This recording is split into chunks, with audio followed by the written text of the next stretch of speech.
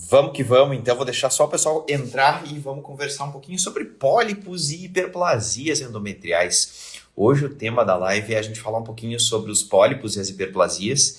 Na verdade, quando a gente fala em patologias pré-neoplásicas e câncer de endométrio,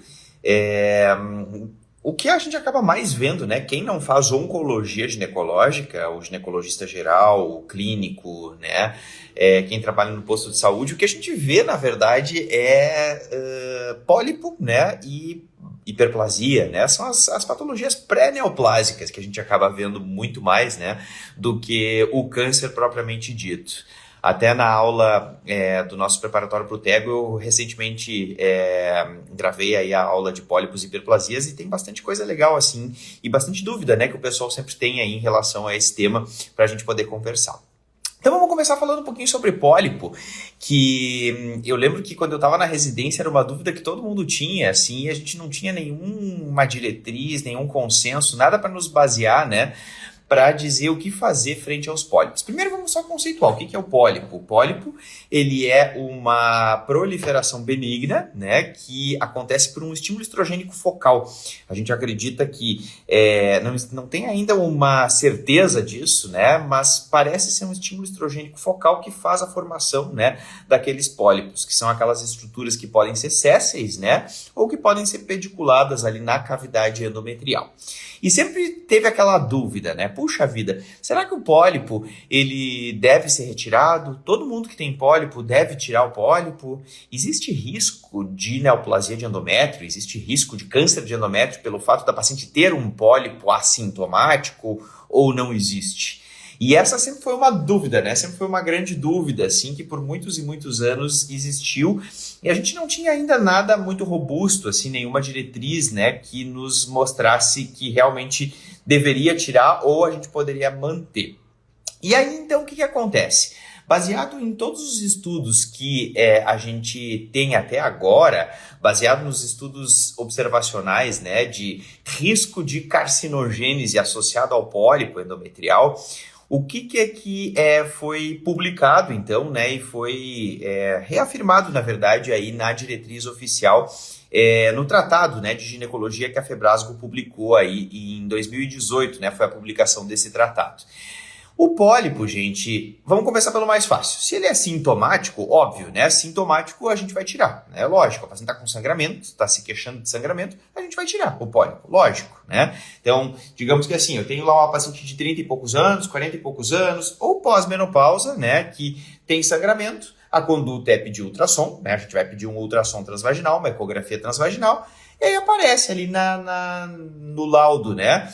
Presença de uma imagem hiperecogênica sugerindo um pólipo, né? Ou nem sugere nada, mas está dizendo, né, que é uma imagem hiperecogênica que mede 1,7 centímetros, né? Bom, o que a gente vai fazer? Se ela tem essa queixa de sangramento, a gente viu pelo ultrassom que tem um pólipo, a gente vai agendar uma esteroscopia cirúrgica, né? Para a gente ir lá passar a alça nesse pólipo e retirar, certo? Nós vamos resolver o problema da paciente, é um pólipo sangrante, é uma paciente que tem queixa associada a ele, então nós vamos lá e vamos resolver, vamos tirar esse pólipo e vamos resolver o problema dela.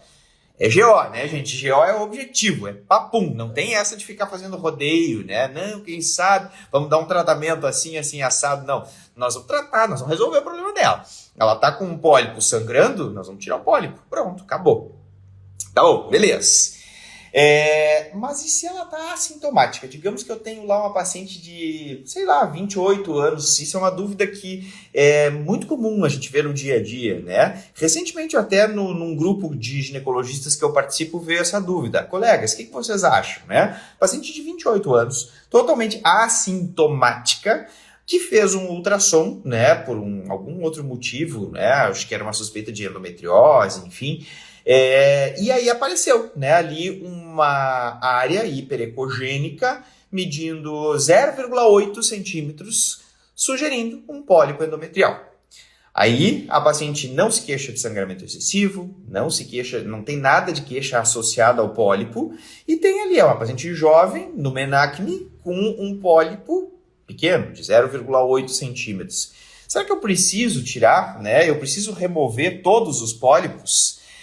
Então, assim, ó, gente, o que a gente sabe, né, e o que aqui se orienta?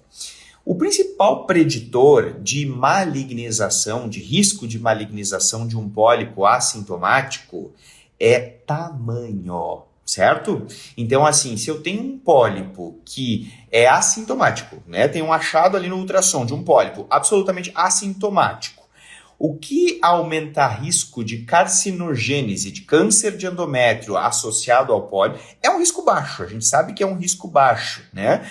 Mas o que poderia dar um risco mais substancial, assim, desse pólipo vir no futuro a se transformar num câncer de endométrio, é o tamanho. E esse tamanho é 1,5 centímetro, certo? Então, quando eu tenho um pólipo medindo 1,5 centímetro ou mais, mesmo que a minha paciente seja assintomática, o que se orienta é tirar esse pólipo. Porque existe realmente um risco mais substancial, né, de realmente ter uma carcinogênese, um câncer de endométrio ali que possa surgir naquele pólipo, certo? Então, o tamanho é o principal. Isso a gente tem que saber. Não só para a vida, né, para quando a gente está atendendo as nossas pacientes, mas também para eventualmente a gente que puxa a brasa pro nosso assado, a gente que trabalha com questão de prova, né? Isso aqui despenca, eles adoram botar isso aqui em questão de prova. Então, assim, se tem um pólipo assintomático acima de 1,5 centímetro, é indicação de polipectomia. Agora, se eu tenho uma paciente assintomática com um pólipo menor do que 1,5 centímetro, o que a gente vai analisar? Se recomenda que a gente analise os fatores de risco dessa paciente. Então, assim, digamos que eu tenho lá uma paciente jovem, 30 anos, né? IMC normal. Ela não é uma paciente sobrepeso nem obesa. Ela não é hipertensa, ela não é diabética, é totalmente rígida, né? Ela não tem nada para a gente pensar em risco de câncer de endométrio. E ela tem um pólipo, que foi um achado ocasional do ultrassom, menor do que 1,5 centímetro. A conduta pode sim ser conservadora, a gente pode acompanhar essa paciente. Enquanto ela não vir a apresentar queixas associadas ao pólipo, ela não tem sangramento, né? Não tem nada que a gente não precisa remover esse pólipo, não tem necessidade, a gente pode fazer conduta conservadora, certo? Tá, Jader, mas e se ela tem algum fator de risco, né? Se ela tem algum fator de risco, por exemplo, se a paciente é sobrepeso ou obesa, lembra que obesidade é o fator de risco isolado que mais está associado com câncer de endométrio. Não adianta, esse é fato, né? Se pegar o adenocarcinoma endometrioide, que é o principal tipo histológico de câncer de endométrio, ele acaba tendo, né, essa carcinogênese bem daquele estímulo estrogênico constante, sem a oposição progestacional.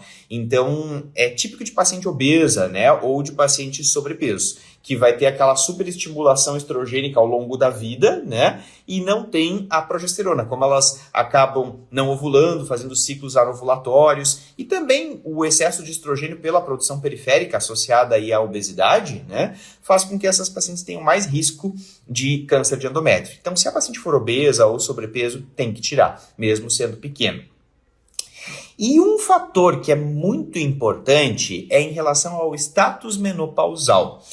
Se a paciente for pós-menopausa, lembra que câncer de endométrio é típico de paciente pós-menopausa, né? Especialmente o adenocarcinoma endometrioide. Então, o que acontece? Se eu tenho um pólipo assintomático numa paciente pós-menopausa, mesmo que ele seja pequeno, também se recomenda tirar, certo? Então, assim, resumo da ópera, né? O que a gente vai fazer com os pólipos? Sintomáticos, você tira sempre. Assintomáticos, você tira se for acima de 1,5 centímetro ou se ele for menor do que 1,5 centímetro, se a paciente tiver fator de risco. Obesidade, hipertensão, diabetes, uso de tamoxifeno e status pós-menopausa. Esse é um dos pontos mais importantes. Se a paciente for pós-menopausa, você vai tirar. Se a paciente for tiver no menacme, né, aí a gente pode fazer conduta conservadora. Certo? Dúvidas? Vamos usar esse espaço aqui para vocês me perguntarem. Podem perguntar aí, gente. Depois a gente fala sobre as hiperplasias. Falei um pouquinho sobre os pólipos, né? Aí depois a gente fala um pouquinho sobre as hiperplasias. Me contem um pouquinho da experiência de vocês, assim. Como é que vocês manejam, né, os pólipos? Vocês tiram? Vocês acompanham? Vou dar um caso clínico aqui, me digam o que vocês fariam. Uma paciente de 36 anos, IMC normal, não é hipertensa, não é diabética, fez um ultrassom porque estava investigando aí uma dor pélvica e aí apareceu ali um pólipo de 1 centímetro, uma área hiperecogênica endometrial, né, em topografia de endométrio, sugerindo um pólipo endometrial de 1,2 centímetros. Vamos ver o que a Luísa colocou aqui, ó. Boa, olha aqui, ó. A Luísa e a Carla perguntaram a mesma coisa, excelente. Se a paciente deseja gestar, né?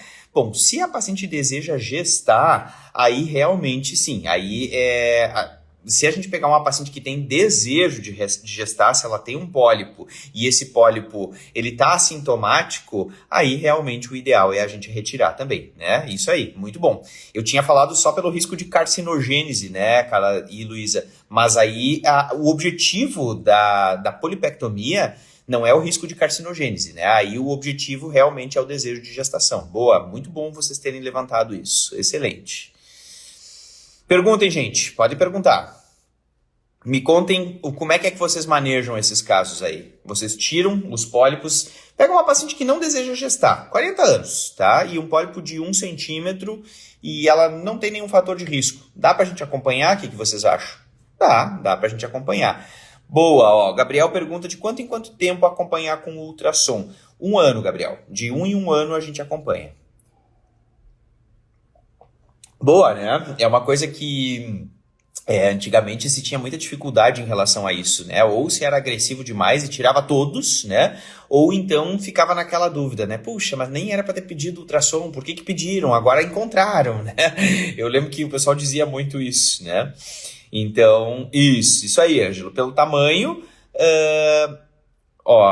na verdade, assim, se ela deseja gestar, mas se tem 1,5 centímetro, Ângelo, acima de 1,5 centímetro, a gente já sabe que existe um risco maior aí de carcinogênese. Então, por isso que se recomenda a exérese.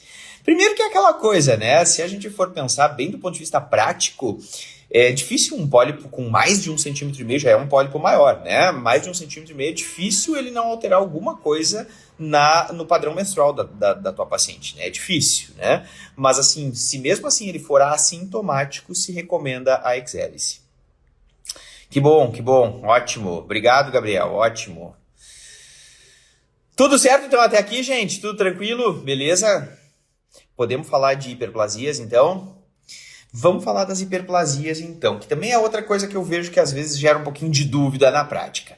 O que são as hiperplasias? As hiperplasias, na verdade, são aqueles achados histológicos no endométrio sugestivos, né, de um estímulo estrogênico constante. É aquela paciente que sofre um superestímulo estrogênico, né, sem ter o antagonismo progestacional. Então, é clássico também das pacientes obesas, das pacientes sobrepeso, das pacientes diabéticas, das anovuladoras crônicas, né, daquelas pacientes que usam TH com estrogênio isolado. O que vai acontecer? Esse estrogênio ele vai proliferar o endométrio até que uma hora, e nunca tem progesterona, né, para frear essa proliferação endometrial. Então, o que vai acontecer? Chega uma hora que acaba formando ali uma área de hiperplasia no endométrio. É um achado histológico, o patologista que vai dar pra gente, né? E a gente vai ter aí uma hiperplasia endometrial.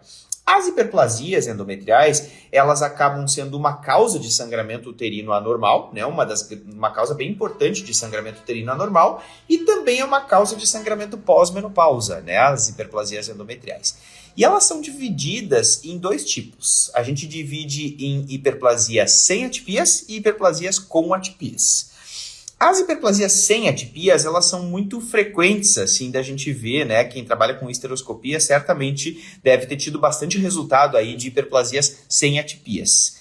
As hiperplasias sem atipias, gente, são lesões que a chance de carcinogênese é muito pequena, então a gente vai tratar essas pacientes com progesterona. Tá, Jader, então, vamos lá, vamos pegar bem prático agora, né? Pega uma paciente lá que tem seus 48 anos, que começou a ter um sangramento excessivo, né? Há uns 3 anos ela tem sangramento excessivo. Eu pedi um ultrassom, não tem nada de alteração estrutural ali, e eu indiquei uma histeroscopia porque esse endométrio estava super espessado, Aliás, até abrindo um parênteses aqui, tem muita gente que pergunta assim, qual é o ponto de corte para espessura endometrial, né, na paciente que está menstruando, que está ciclando, né? Gente, não existe isso, né? Não existe um número matemático, assim como existe para pós-menopausa, né? Para paciente que está ciclando normalmente, não existe um número mágico, assim, né? Ah, não, é acima de tanto. A gente vai olhar isso, por exemplo, um endométrio de 14 milímetros, 15 milímetros, numa paciente que tem sangramento excessivo, opa, eu vou suspeitar de uma hiperplasia, né? Então, assim, tem que sempre associar, paciente que está ainda no menacme, você tem que associar a medida da espessura endometrial com o quadro clínico dela. Não adianta a gente só olhar, né, a espessura, o eco endometrial como uma medida isolada, como a gente pode fazer, né, na paciente pós-menopausa. Então, assim, paciente pré-menopausa, esse quadro aí que eu dei para vocês, 48 anos, sangrando bastante, fiz o ultrassom, tem um endométrio espessado. Indiquei a esteroscopia. Esteroscopia tem um endométrio irregular, heterogêneo, achei feio esse endométrio. Biopsiei, resultado do anátomo patológico. Hiperplasia endometrial sem atipias. Conduta. Progesterona, beleza, tratamento clínico, certo, tá bom. Qual a melhor progesterona? Me respondam aí, vamos deixar vocês interagirem um pouco.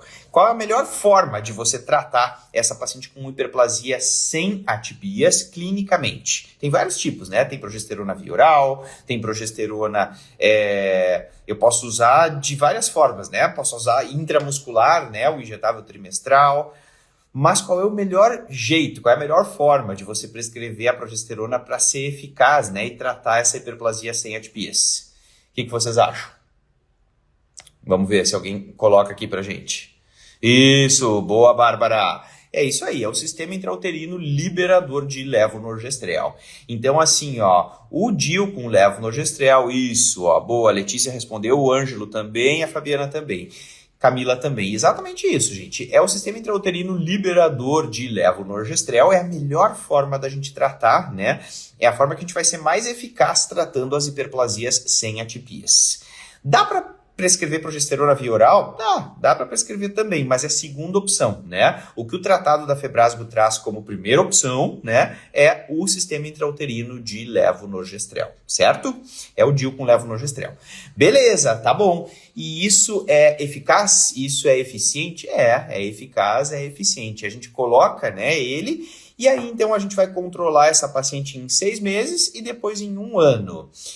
Tá, mas como é que eu vou controlar essa paciente? Eu vou ter uma biópsia de endométrio, né? Se faz uma biópsia de endométrio 6 meses depois e 1 ano depois, certo? Puxa vida, mas se ela tá com o sistema intrauterino liberador de levonorgestrel, como é que eu vou fazer isso, né? A gente consegue fazer a esteroscopia, né? Você entra com o esteroscópio pelo lado, né, do dispositivo, vai ali e pum, biopsia o endométrio para você ver se regrediu essa hiperplasia sem atipias. 6 meses regrediu. Mais 6 meses, fechou 1 ano que ela está usando, né, o sistema intrauterino. Não quero falar no comercial aqui, mas já está quase saindo, não adianta, a gente acaba falando. Então, assim, ó, depois de 1 ano que ela está ali com o dispositivo, né, a gente vai lá e entra com o esteroscópio, faz a biópsia e realmente eu tenho a segunda biópsia mostrando que tem regressão, né, não tem mais a hiperplasia sem atipias. Beleza, ela está tratada, está resolvido o problema da paciente. Jader, mas ele dura 5 anos. A gente pode encorajar ela a ficar 5 anos, ainda mais assim, ó, se ela deseja anticoncepção. Essas pacientes nessa faixa etária, é ótimo elas usarem, né? É uma boa elas usarem porque aquela transição ali, né, do climatério acaba passando, pelo menos ela pode entrar em amenorreia e não ter todos esses transtornos que às vezes elas têm, né, em relação aí à menstruação. Mas assim, o que realmente importa é ela ter usado 1 ano. Se quiser ficar mais 4 anos, beleza, show de bola. Se ela quiser tirar, não quero mais, não gostei, fiz o tratamento, agora não quero mais, ok, a gente tira. Certo? Jader, e não dá para tirar o útero da paciente? Às vezes tem muita gente que diz assim, hiperplasia sem atipias, não dá para eu ir lá e fazer uma esterectomia na minha paciente, né? A paciente não quer mais filho, ela já está com 48 anos, não dá para esterectomizar. Olha, assim, ó, o que que se recomenda, né, como indicações? Vamos começar pelas indicações de esterectomia. As indicações se você tratou a paciente clinicamente com progesterona, né, colocamos ali o sistema intrauterino liberador de levonorgestrel, e aí eu repeti em 6 meses, olha, deu uma hiperplasia com atipias, mais 6 meses, vamos dar mais uma chance de 6 meses, fizemos a ístero, biopsiamos o endométrio, de novo, hiperplasia sem atipias. Puxa vida, não regrediu em 1 ano de tratamento. Se não regrediu em 1 ano de tratamento, tem indicação de esterectomia. Tá, mas assim, ó, se eu biopsiei o endométrio 6 meses depois e deu uma hiperplasia com atipias, bom, aí muda completamente o cenário, né? Se deu uma hiperplasia com atipias, aí a gente vai esterectomizar, é indicação de esterectomia. Se a paciente segue tendo sangramento, né, ela colocou ali o dispositivo e ela segue tendo sangramento, aí também é uma indicação, né, é uma forma, é como se a gente testasse em vivo, né, o tratamento clínico, a gente está testando em vivo o tratamento clínico e o organismo está dizendo, ó, não está dando, né, aí a gente vai realmente indicar uma esterectomia. E um ponto que cada vez tem se falado mais, não só em GO, mas em medicina, é isso, né, é o desejo da paciente. Então, se a gente tem lá uma paciente que ela diz assim, não quero mais, não dá para, não queria colocar um dispositivo aqui, poxa vida, eu queria tirar esse útero, né? Bom, a gente vai colocar para ela, que é um procedimento de mais morbidade, é uma cirurgia, vai ter uma anestesia. Se ela fizesse o tratamento clínico, teria muito menos morbidade. Mas se mesmo assim a paciente ciente e ela deseja, a gente pode sim, em decisão compartilhada com a paciente, que é o que muito tem se falado em medicina atualmente, indicar o tratamento cirúrgico, certo? Mas primordialmente é tratamento clínico. Vamos ver o que nós temos de pergunta aqui, ó. Vi que entrou uma pergunta aqui.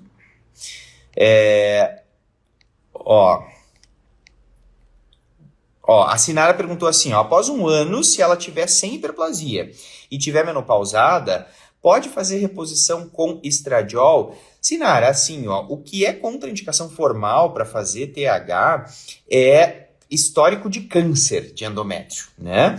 Hiperplasia sem atipias não é câncer de endométrio e também não é considerado uma lesão precursora, né? A hiperplasia com atipias, sim, né? Aí contraindicaria, porque hiperplasia com atipias é uma lesão precursora, é a mesma coisa que neoplasia intraepitelial endometrial, né?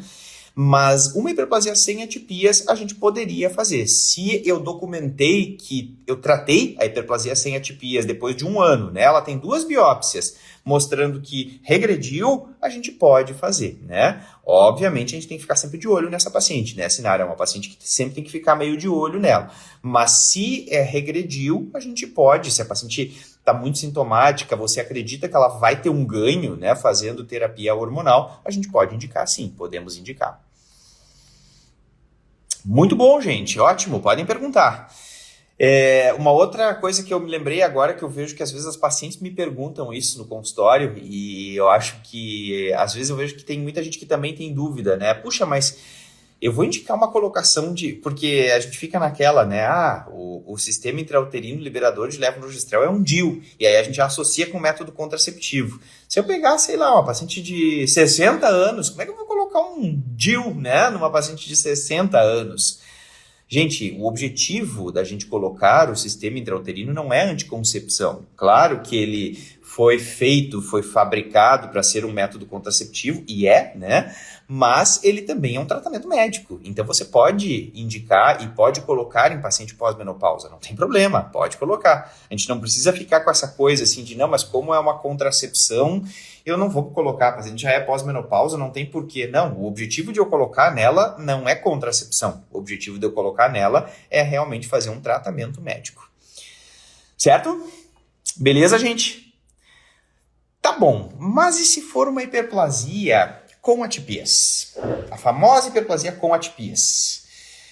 Vocês sabem que antigamente, só abrindo um parênteses aqui, né? Antigamente a gente falava assim, ó, hiperplasia simples, hiperplasia complexa, né? Aí tinha hiperplasia simples sem atipias, hiperplasia complexa sem atipias e com atipias. Isso caiu por terra, né? A nomenclatura agora ou a hiperplasia é sem atipias ou ela é com atipias, certo?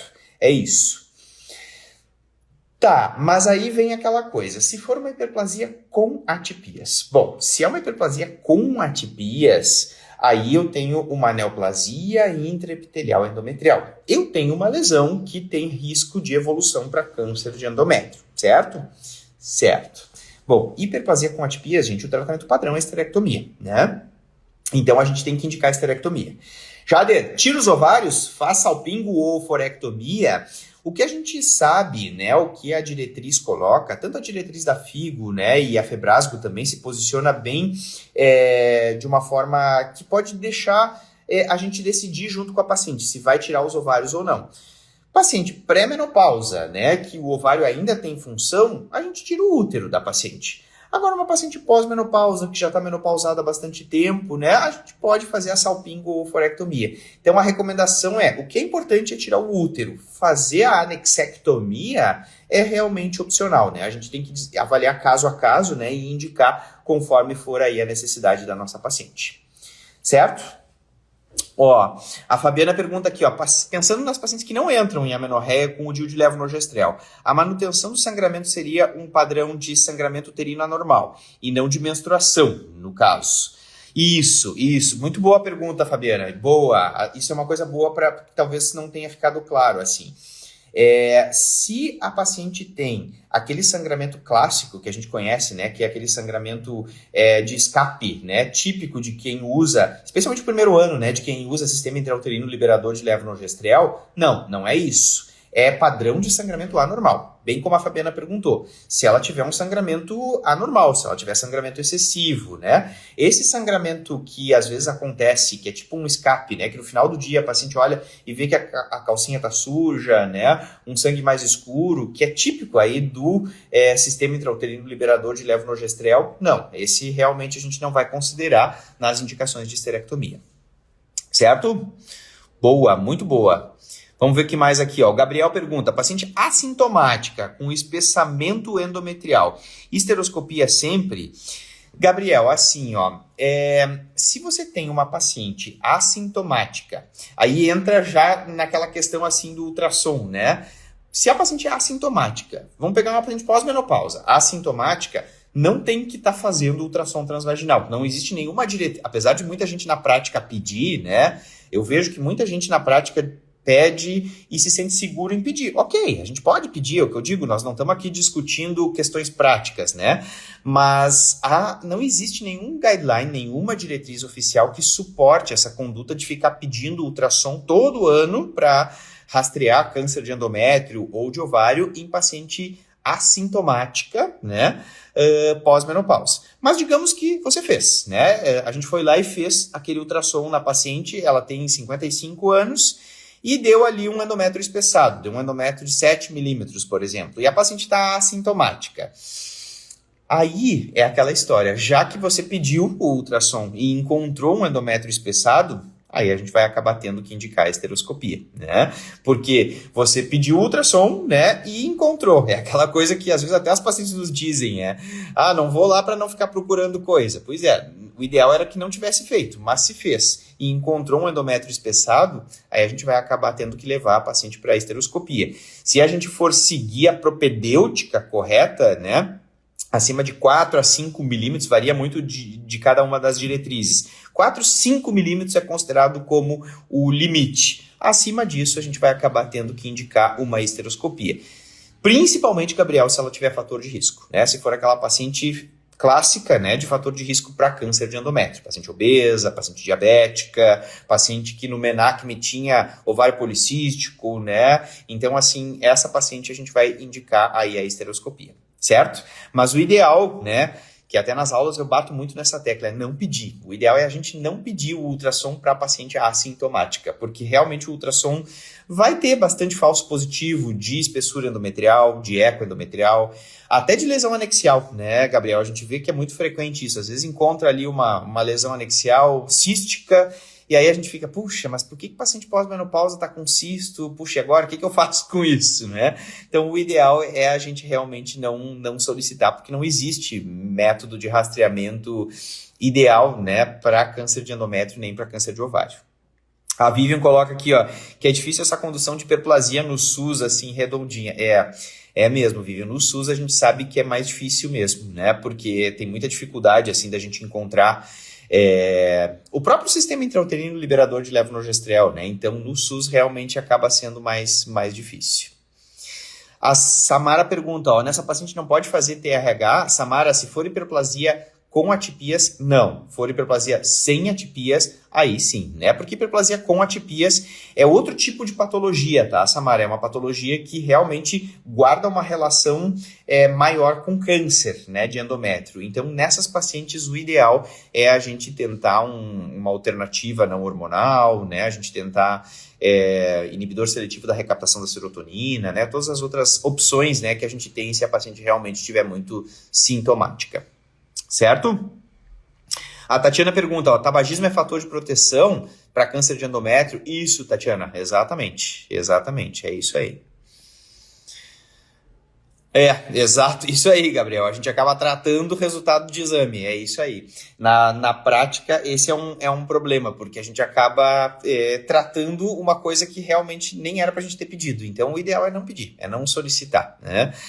Isso entra no que a gente chama de prevenção quaternária, né, Gabriel? Da gente evitar condutas médicas desnecessárias, né? Que às vezes a gente, por excesso de zelo, e às vezes até por medo, né? A gente vive a era dos processos, infelizmente a gente tem que falar nisso, né?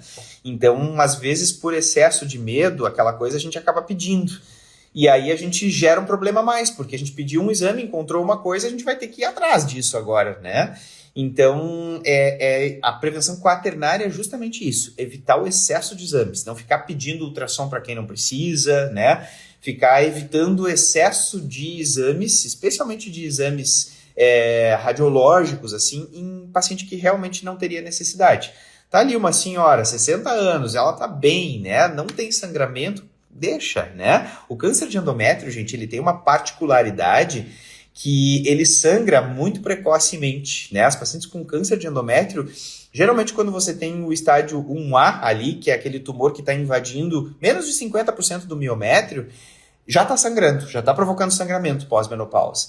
Então é muito difícil ter uma paciente que tenha um câncer de endométrio que não sangre, né?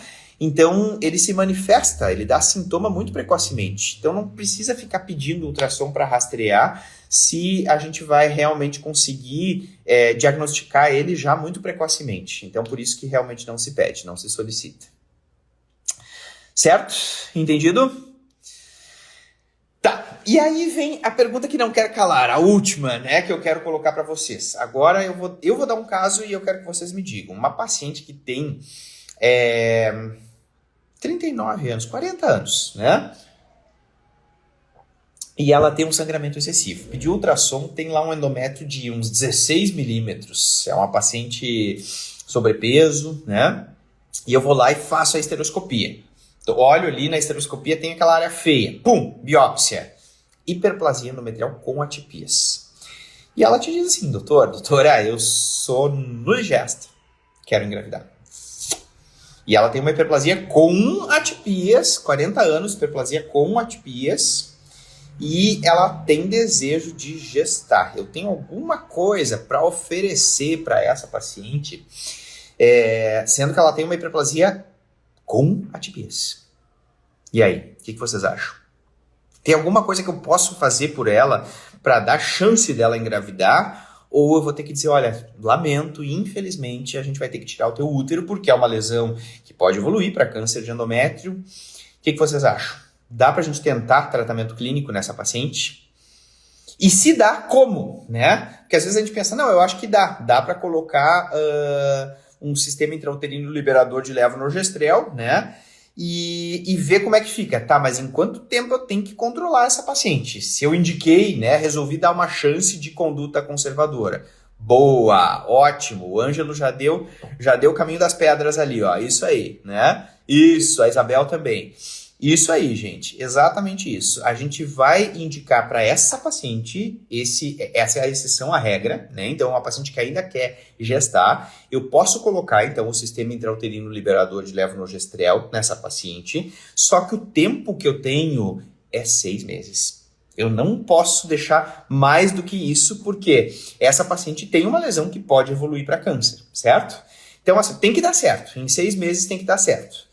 Então, a recomendação é, você coloca o sistema intrauterino liberador de levonorgestrel nessa paciente para tentar preservar o útero dessa paciente e tentar dar a chance para ela, para que ela consiga engravidar. 3 meses eu tenho que biopsiar esse endométrio de novo, né? Então, em 3 meses eu faço a biópsia e 6 meses é o deadline, certo? Então, assim, 6 meses é o meu deadline. Em 6 meses eu tenho que ter regredido essa hiperplasia com atipias. Em 6 meses, ela realmente tem que estar zerada. Ela não pode mais ter hiperplasia com atipias, certo? Bom, eu repeti a biópsia. 6 meses, legal. A gente fica feliz, né? Olha, deu certo. Essa paciente está sem a hiperplasia que ela tinha. Eu vou tirar o sistema intrauterino liberador de levonorgestrel, eu vou orientar essa paciente a usar ácido fólico, eu vou orientar essa paciente a engravidar, né? Aquela coisa, né? Chama aí o maridão na chincha e vamos logo, né? Ela engravida, né? E aí, depois que essa paciente engravida, ó, a Amanda colocou aqui, ó, boa. Eu não ia falar no comercial, mas vamos já falar porque só tem 2, então a gente sabe. Não, é o Mirena, exatamente. O Cailina, ele não é aprovado para tratamento de hiperplasia, tá, gente? Então, assim, ó, o Mirena, é o Mirena que a gente vai indicar para nossa paciente, certo? O Cailina, não, ele não é indicado aí porque a dose de progesterona é mais baixa, né? Então, realmente, ele não vai ser indicado. É o Mirena. O que é aprovado para tratamento médico, não só como anticoncepção, mas para tratamento médico, sobretudo de hiperplasia com atipias, é o Mirena, beleza? Pronto, falei, aquela coisa da internet. E aí, isso, Yasmin, exatamente. E aí, depois que ela engravida, né, e ela passa pelo ciclo gravídico puerperal, aí a gente vai indicar a esterectomia, certo? Então, a gente dá chance para essa paciente engravidar, nós regredimos essa hiperplasia, ela vai engravidar e depois que ela engravida, né, aí a gente vai indicar, então, aí a esterectomia, certo? Beleza? E tem uma condição também que é a exceção à regra, gente, que é o câncer de endométrio num estágio inicial, né?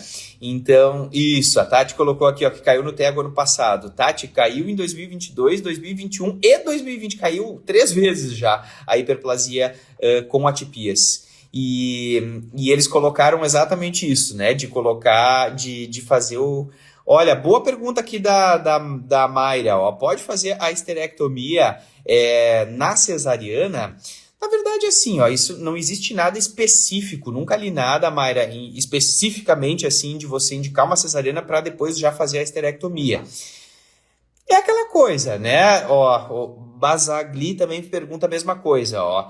Assim, tem aquela questão de aumentar a morbidade, exatamente, né? Aí realmente a gente teria que discutir com a paciente. Não existe um guideline que te dê segurança, assim. Não, pode fazer durante a cesariana. Eu acho que isso é uma coisa muito individualizada, de discutir com a paciente.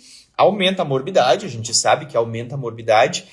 Eu sempre digo que eu nunca gostei na prática, mas aí é uma opinião minha, do Jader, né? Eu nunca gostei na prática de misturar condições clínicas diversas, né? Eu acho que o parto é um momento tão festivo, tão bacana, ainda mais para uma paciente nesse cenário que eu descrevi para vocês, né? 40 anos, que quer engravidar, e a gente misturar uma patologia com isso, eu acho que o mais prudente seria ela ter o seu bebê, né? E aí depois disso a gente programar com calma, né? A esterectomia aí de uma forma eletiva. Acho que fica mais adequado. Mas claro, se quiser programar com a paciente, dá para a gente fazer, certo? Beleza? Quanto tempo aguardar até gestar? A Camila pergunta, ó, 6 meses, tá, Camila? O tempo que tem para tratar é 6 meses, certo? Depois de 6 meses, se continua com hiperplasia com atipias, bom, aí infelizmente a gente não tem mais o que fazer, tá? Se a paciente colocou o Mirena e aí eu repeti 3 meses, 6 meses, segue a hiperplasia com atipias ali, deu, aí chega, né? Aí chega, não dá. A gente não, para paciente não dá mais e para gente, para as nossas coronárias também não dá mais, né? Sempre digo que a gente também tem um limite, né? Então deu, 6 meses é o tempo que a gente tem para tratamento clínico.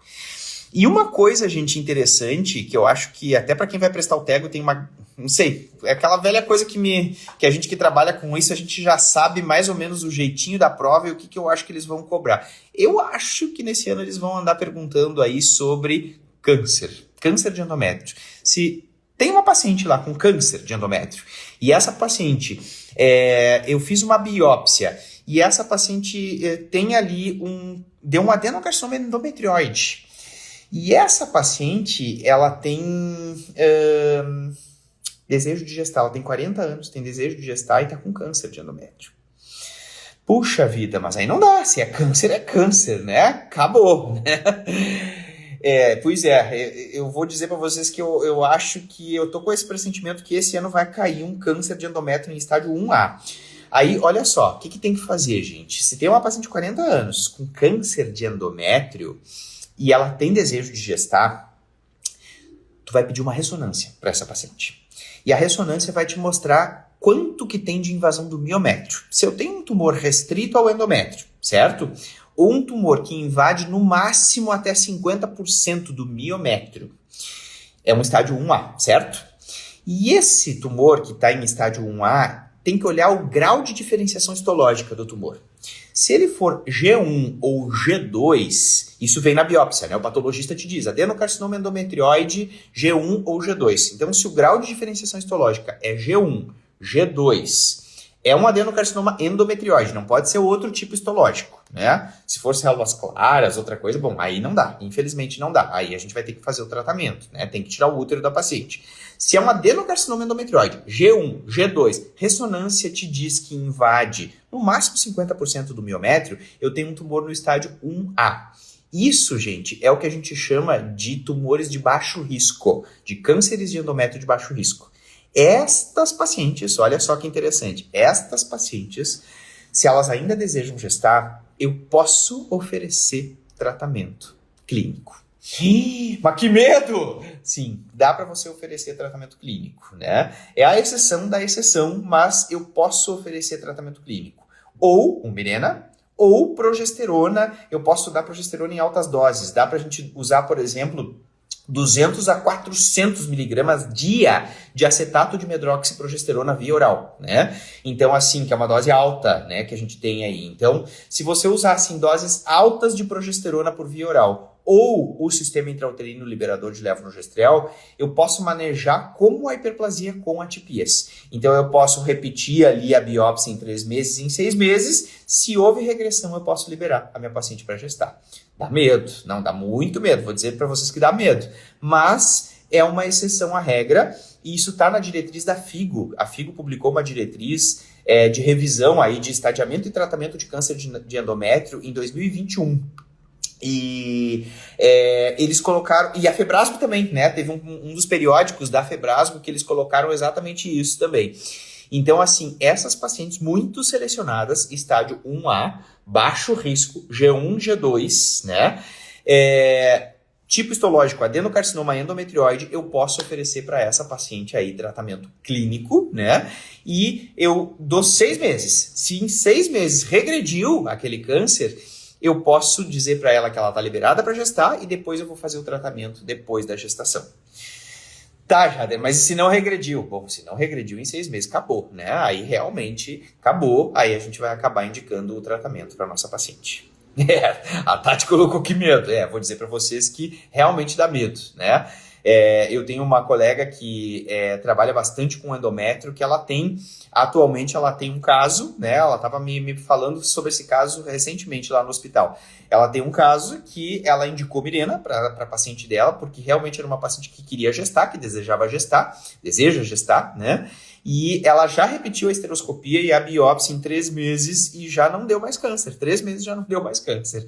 Então agora ela está esperando fechar 6 meses para repetir a biópsia e ter a segurança que dá para tirar o Mirena, né? E aí então ela vai liberar a paciente para gestar.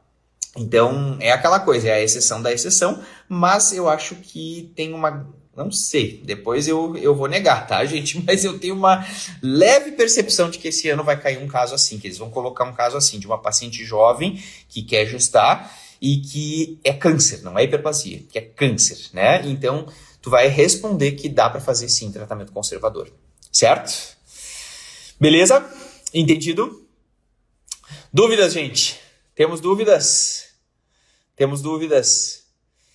Ó, a Amanda pergunta assim, ó, poderia fazer FIV se reserva ovariana baixa na hiperplasia com atipias? Amanda, se tem hiperplasia com atipias, você tratou a paciente, né? E aí, realmente ela teve uma regressão, né? Depois de 6 meses, você pode fazer. Dá para você fazer também. Não teria um impeditivo, assim, uma contraindicação para você fazer.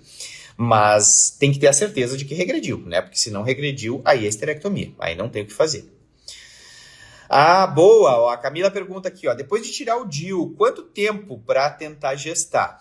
Camila, assim, ó, isso também não existe uma resposta matemática, assim, né? Um número matemático. É aquela coisa, quanto antes, melhor, né? Agora, se a paciente está tentando já, né? Tá 6 meses, tá 1 ano, né?